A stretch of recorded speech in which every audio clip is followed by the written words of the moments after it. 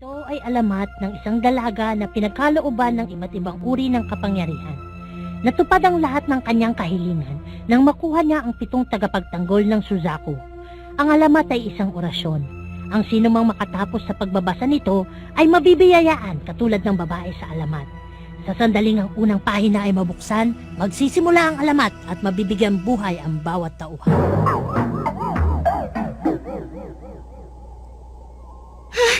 Double cheeseburger! Chocolate, vanilla with raisin at strawberry flavored ice cream! Special katsudon galing sa Omura. Lahat ng paborito ko nandito. Hali kayo, lumapit kayo sa akin. Lapit na!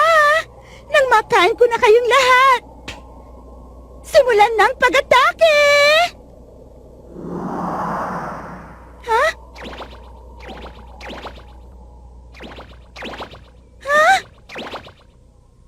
Bakit? Nawala! Tama na yan, Miyaka Yuki. Ha? Isa kang mag-aaral at naghahanda para sa malaking pagsusulit. Hindi mo kailangang kumain.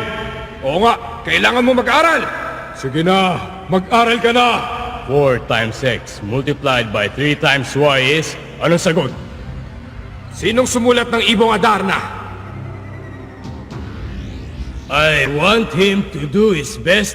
Isali nyo nga ito sa Pilipino. Gusto kong ikaw ang sumagot nito sa akin, Miyaka. Ibalik mo sa akin ang pagkain ko! Miyaka, nakikilala mo ba yung hinampas mo ng mesa? Si Mr. Lino? Correct! Miyaka, Po, doon ka muna sa labas, dala yung mesa mo. I want him to do his best. Isali nito sa Pilipino.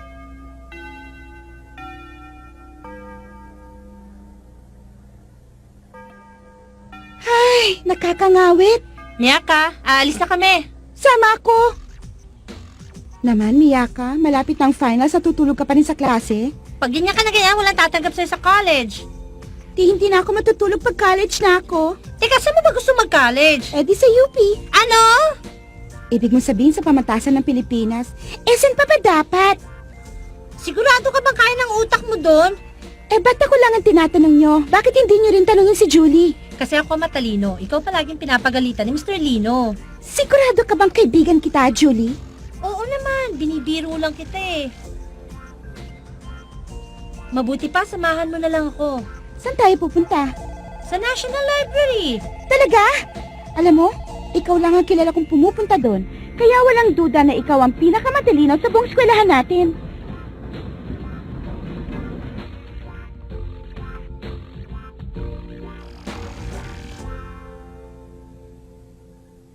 Wow! Ang laki naman!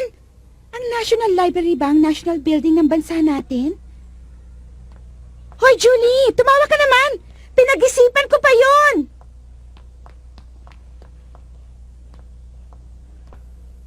Isasali ko lang itong libro sandali. O, sige lang! Ano ba to? Ninenervyos ako kapag pumapasok sa building na may pangalang national. Kaya mo yan! Tatagan mo ang loob mo! Ha? Nagtitinta din pala sila ng mga inumin dito. Ang ingay ko, dapat sa isip ko lang. Baka isipin nila ngayon lang ako nakakita ng vending machine. Alin kaya dito ang pipiliin ko? Ha?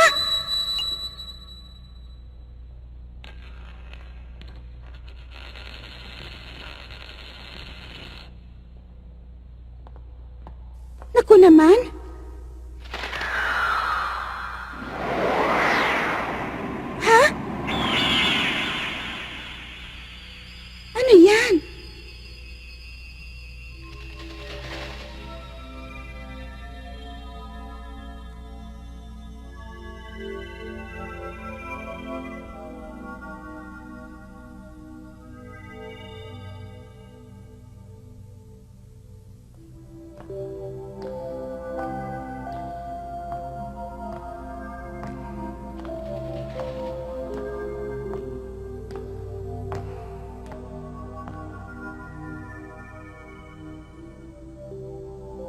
Silid ng mahahalagang literatura.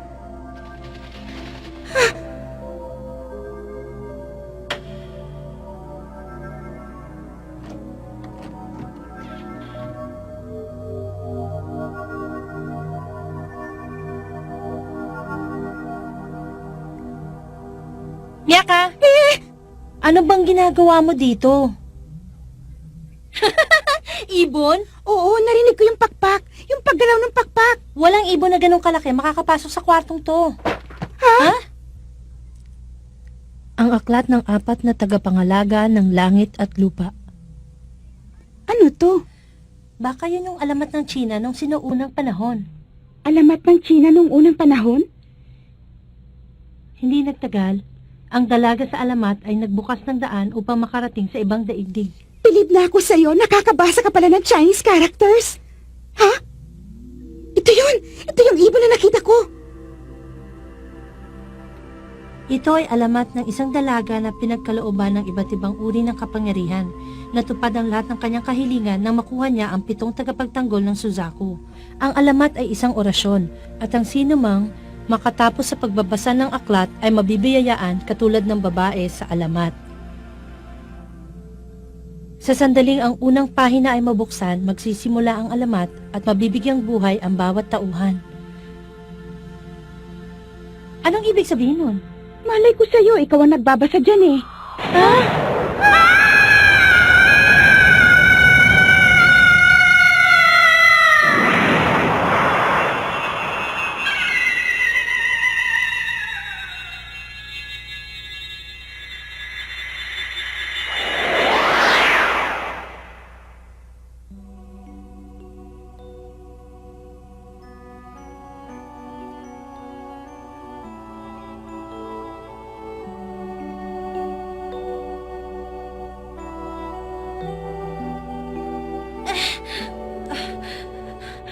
Ano bang nangyari sa atin? Julie, okay ka lang ba? Ha?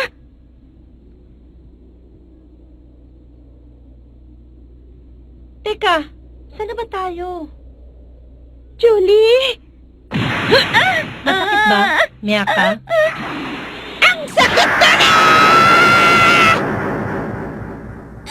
Aray, hindi pala panaginip to.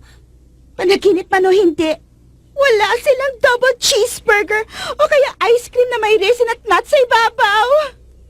Hindi nga natin alam kung nasan tayo tapos yan mo pang inaalala mo. Hindi! Wala ring special katsu doon galing sa Umura. Anong gagawin natin, Julie? Ha? Julie? Miyaka! Kakaibang itsura ng mga babaeng ito. Maaari natin sila ipagpalit sa mataas na halaga. Kayo, Mama. Kayo yung dance troupe na mula sa China. Hangal! Nangangalakal kami ng mga babae! Swerte namin at nandito kayo!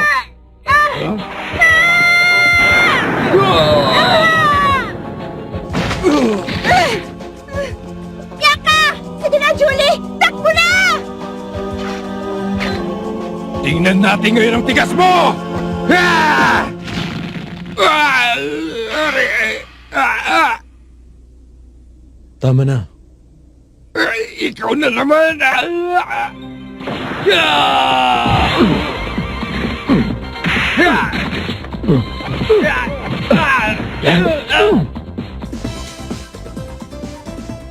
Ano yung nasa noon niya? May nakasulat? May nakasulat sa noon niya.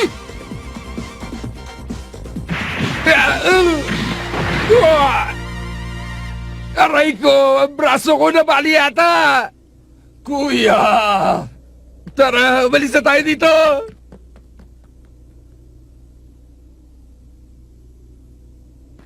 Ano? Nasaktan ba kayo? Ha? Maraming salamat sa tulong mo. Pera na lang. Huwag na kayo magpasalamat. Ha? Teka, huwag niyong sabihin pagkatapos ang ginawa ko para sa inyo, wala na kayong babayad. Napakamalas ko talaga. Hindi niyo ba alam na mahal ang bayad sa akin pag tumutulong ako? Hindi naman namin hiningi ang tulong mo ah. Baka may pera ko dito. Wala akong panahon para sa mga pulubing tulad niyo. Paalam! Sandali! Huwag ka umalis! Ano bang lugar to? Ha? Ito yung... Parehong... Ulang liwanag. Miyaka!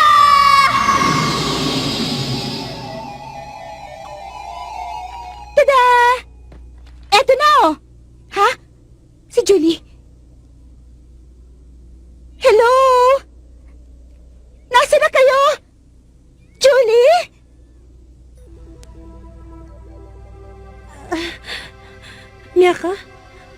Miyaka? Miyaka! Miyaka!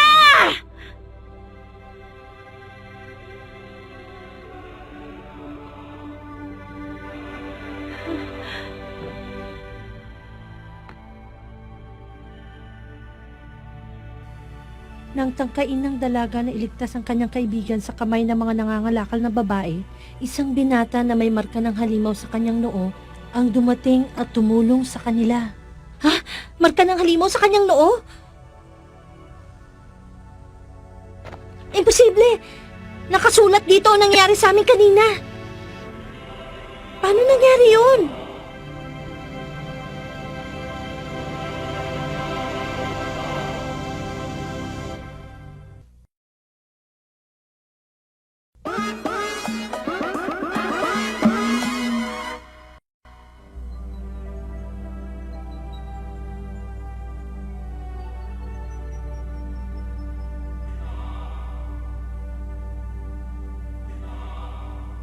Sakay ng isang karitelang papunta sa syudad, ipinasya ng dalaga na hanapin ang kaibigan at ang binatang tumulong sa kanila.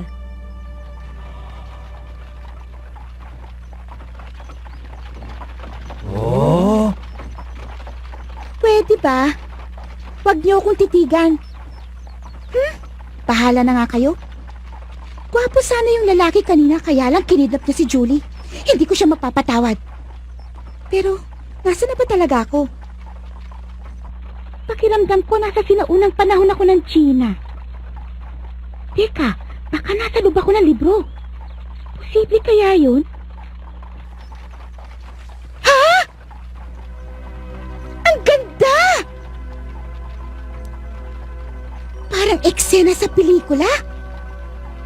Bilib na talaga ako. Nasa syudad na pala ako, hindi ko kagad napansin.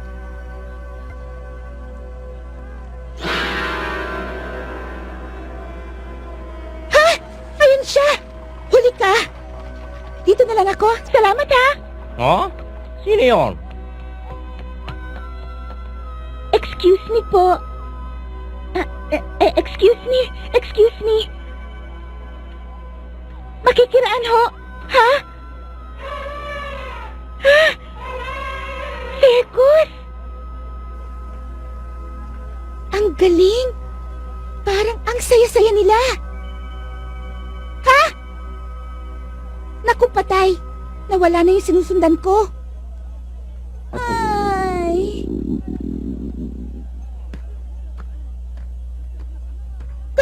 Gutom na ako.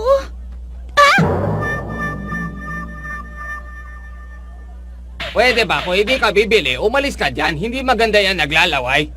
Bibili ko. Pero may nakita ba kayong gwapong binata na may marka ng halimaw sa kanya noo? Marka na halimaw sa noo? Ah, wala ako marka sa noo, pero pwede mo ako tawagin ko, apo. Ang kapal. Handali nga! Ano ba ito ibinayad mo sa akin? Naku! Dito rin pala hindi na tinatanggap yung may kalabaw! Excuse me? May kilala ba kayong lalaki na may marka ng halimaw sa kanya noo? Yung may marka ng halimaw. Sabihin nyo na. Parang awa nyo na. Pagod na ako. Nasaan ka na? Julie. Sandali, Binibini. Ha? Kanina pa kita pinagmamasdan eh. Parang malungkot ka. Kung gusto mo, sasamahan kitang mamasyal dito sa imperyo ng Conan. Imperyo ng Conan? Oh, Imperyo ng Conan palang tawag sa lugar na to. Teka! Niyayaya ba niya ako mag-date kami? Tama! Narinig ko niyaya niya ako. Ngayon lang nangyari sa akin to. Pagkakataon ko na to. Ngayon masasabi ko isa na akong ganap na dalaga dahil may nagkagusto na sa akin. Pero sandali, hindi ako pwedeng umuo kagad. Baka isipin niya madali akong makuha. Konting pakikpot niya ka. Hindi pwede. May hinahanap kasi akong tao kanina pa eh. ganun ba? Sandali! Taong may marka ng halimaw sa kanyang noo? Oo, kilala mo ba siya? Alam mo ba yung taong hinahanap mo ay kaibigan ko? Talaga? Dadalhin kita sa kanya. Sige!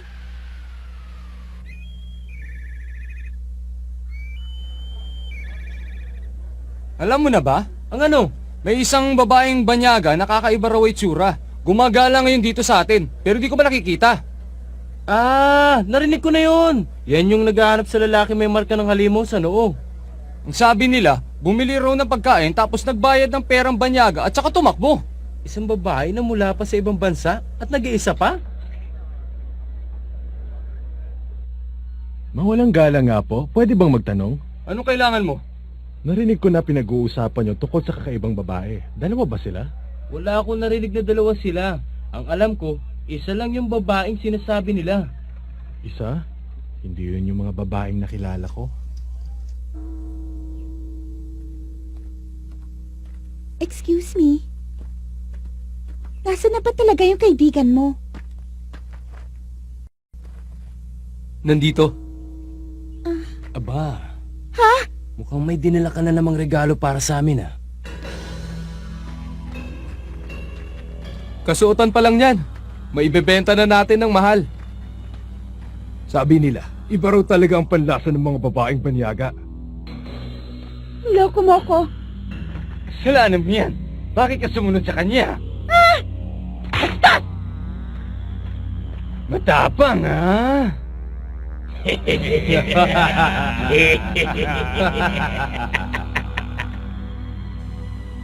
Hanggang dito ba naman sa sinaunang China may mga siga pa rin? Baka mapagalitan ako pag pinatulan to itong mga to. Teka, wala na nga pala ako sa eskwelahan ngayon. Hindi na nila mababawas sa grade ko sa conduct. Okay?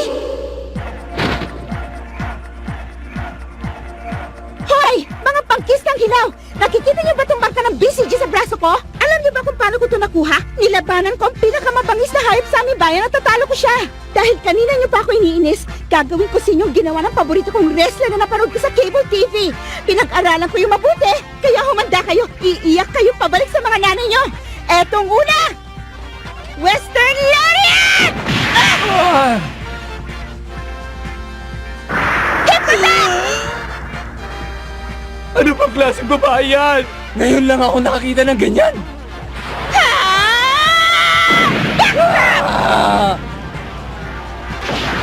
Splash Mountain 95! Natalo ko sila. Pwede ko nang ka-tag team. Si Undertaker sa wrestling.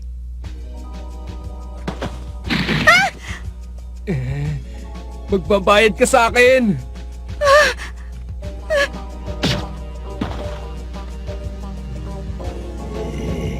Wag! Saklolo! Tulungan niyo ako! Wag! Aray! Sino ka ba? Apat kayong lalaki. Laban sa isang babae. Mali. Dahil hindi patas ang laban. Nang malagay sa panganib ang buhay ng dalaga, muling dumating ang lalaking may marka ng halimaw sa noo. At tinalo ang mga masasamang loob.